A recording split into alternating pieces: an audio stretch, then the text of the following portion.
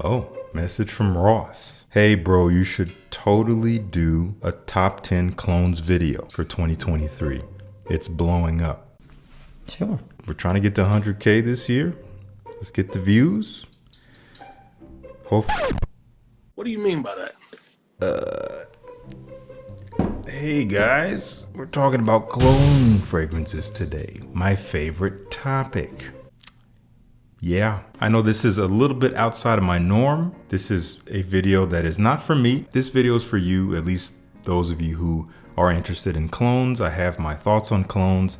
I'm gonna save your time here. You can watch this video about cologne fragrances and my philosophies on them if you wanna know more. I've gotten rid of a lot of clones over the years because I just wasn't enjoying them quite as much as the originals, but the ones that stuck around have stuck around for a reason. So we're gonna try to burn through these as quickly as we can. I have them ordered in just my favorite, but also a mix of value as well, what I think are the most valuable ones. So let's dive right into it. First one up here is coming from Blend Oud. They call this Gold Oud. This is a clone of Tom Ford Oud Wood. It's quite expensive, but it's still cheaper than the Tom Ford in most places, but not by a whole lot. And I know a lot of you guys would rather get a clone because it's cheaper than the original. And technically this is, but again, may not be by a lot. But I do think you're getting what you pay for in many regards. As a result of this being a little bit pricey, it still smells of very high quality. Some people might even say it's smoother than the Tom Ford. Now, a lot of people claim that this is a lot stronger than the original Oud Wood. I don't know if I'm getting that same experience. To me, it's pretty comparable. Not super strong. It does stick on my skin at least a good 6 hours, but it's not blowing it out of the water. But your mileage may vary because people are saying that for a reason. Anyway, that is Blend Oud Gold Oud. Here at number 8, this is gonna be a big surprise. And hear me out. The new Armaf Club de Nuit Untold. I did not know how much buzz there was behind this fragrance. I did a video unboxing it. I did not expect people to be showing up out of the woodwork to watch that video and learn about this fragrance. I did not expect it to be that popular, but apparently it is. In that video, I was highly surprised when I first sprayed this. Put it on my hand, I was like, oh wow, this is way better than I was expecting. But as with many of Armaf's fragrances that I've tried over the years, when I gave it a full wearing after filming that video, it started to show its true colors. As it dries on my skin, it gets really screechy. My wife actually hated it when I had it on for 3+ hours. So that first spray, those first couple hours are pretty much spot on. But after that, the cheapness of this fragrance unfortunately starts to show itself, at least if you're asking me. It's still a decent clone because you don't have to pay a ton of money for it, assuming that the prices aren't going to skyrocket. I have one here that is not an exact clone, but I do prefer it to this. Anyway, Armaf Club de Nuit Untold. Sorry to break a few hearts, but I'm looking for more depth and more quality in the dry down, not just a pretty face. Up next is coming from Scentual Obsessions. I haven't talked about this brand in a while. And this is their clone of a fragrance that I actually don't like, but a fragrance that a lot of people love. This is called Cognac Delight. This is their second batch. This is a clone of Angel Share from Kilian. I know you're thinking, what the heck is wrong with Justin? Why doesn't he like this fragrance? Everyone loves it. I think it is objectively a beautiful scent, but on my skin, it turns into burnt rubber. It smells disgusting.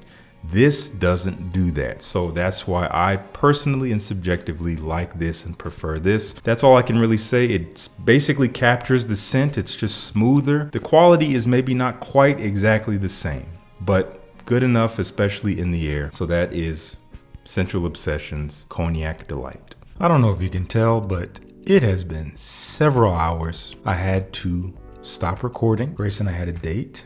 We went and saw a great comedy show, Jessica Kirson. If you haven't heard of her, check her out. Incredible. Let's keep it moving. Our next pick, I think we're at 987, number 6. This is so weird. It's been like 3 or 4 hours. This YouTube thing is really strange. Why do I do this? Vanilla Oud, another Vanilla Oud, not the one you know and love and maybe you wished you knew. This is from Niche for All. This is actually their inspiration, but it's basically a clone of Latent Exclusive from Parfum de Marly. If you have tried Latent Exclusive and you have not been a fan, or if you found it a little edgy, you need to try this. This basically takes Latent Exclusive, smooths it way out. Still has that general personality. It's sweet, it's a little dark, it's very interesting, it's kind of sexy. It's nowhere near as partially animalic as Latent Exclusive can be. So I can easily recommend it if you're looking for a slightly different take to that, and it is a lot cheaper. This is one of those fragrances where I wouldn't call it an all-out clone. They obviously were inspired by it, they used it as the model, but they didn't seek to make it one-to-one. And I definitely appreciate that. So do check out Niche for All Vanilla Oud. Parfums Vintage. I have a few fragrances from them that I could have chose, but I chose to go with this one because this is one of the most functional clones that I have from them. And this is one I really consider cloning to be valuable. This is called Imbue. And Imbue is created to clone Gucci Pour Homme 2, which is discontinued, which is fetching ridiculous prices that are not worth paying. And that's when cloning is worth it. There's something that's so hard to get that a brand will come along and say, hey, let's capitalize on that. Let's make it more accessible and clone it. And it's not a crazy price. And it's pretty much one-to-one, in my opinion, if not a little smoother, a little bit richer, and even a little bit longer lasting. If you don't know Gucci Pour Homme 2, this is like cinnamon and tea and violet leaf, I believe. There's something kind of fresh metallic about it, but warm and sweet and spicy and very calming. A very unique scent profile. Back when Tom Ford was the creative director of Gucci, he was really putting out some beautiful fragrances, and this captures it. You can still get it. Check out Imbue. You can tell it's Imbue because they write it on the bottom, which is slightly annoying, but it's there. Alrighty. This is one of the few fragrances from Dossier I actually really like. I sprayed it before I even started filming hours ago. I've taken a shower and everything. It's still here. This is Aromatic Ginger from Dossier, and this is a clone of Louis Vuitton L'Immensité, which is one of my favorites from Louis Vuitton. I haven't bought it because I think it's overpriced, but I do really like the scent. I don't believe it's a very hard fragrance to clone because it's very simple, fresh, kind of metallic, kind of amber woody in a way. There's a warmth in there that's very, very pleasant, a little bit synthetic and not natural, but still really nice and very long lasting. And they captured it here perfectly, not only from the first spray, but also into the dry down. I cannot believe you can get this for like $50 or less. So maybe don't worry about L'Immensité, because that's one of those fragrances that has a niche price, but it is not a niche fragrance. That is a mainstream fragrance. I don't think you need to be paying that price for it. Just like you don't need to be paying the price for Gucci handbags. You don't always get what you pay for in perfumery. You often do, but not every time. So just get this. I can easily recommend it. Aromatic Ginger. Up next is the Baccarat Rouge 540 clone that I said I preferred to Club de Nuit Untold. Many would say this is mainly an inspired expression or something like that. It's not a one-to-one clone, and I can totally agree with that, but you can tell where they were coming from. Let's be real. If Baccarat Rouge 540 did not exist, this would not exist.